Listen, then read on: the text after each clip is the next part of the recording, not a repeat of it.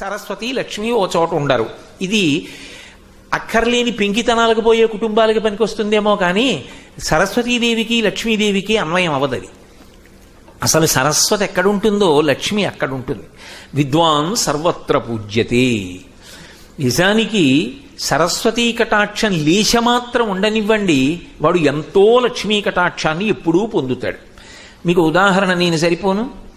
మీలో ఎవరికున్న ఐశ్వర్యం కన్నా నాకున్న ఐశ్వర్యం బహుశः తక్కువే. మీ అందరూ కింద కూర్చున్నారు, నేను పైన కూర్చున్నాను. నేను చెప్పింది మీరు వింటున్నారు. ఎందుకని? అమ్మ నా చేత ఒక్క అక్షరం ముక్క పలికిస్తోంది కాబట్టి. ఆ సరస్వతీ కటాక్షం ఉన్నప్పుడు లక్ష్మీ కటాక్షం లేదని ఎవరు చెప్పారు? ఈ యోగ్యత నాకెందుకు కలిగింది అంటే అది లక్ష్మీదేవి అనుగ్రహమే కదా. సభాపూజ్యత లక్ష్మీదేవి అనుగ్రహం కాదు, గౌరవం లక్ష్మీదేవి అనుగ్రహం కాదు.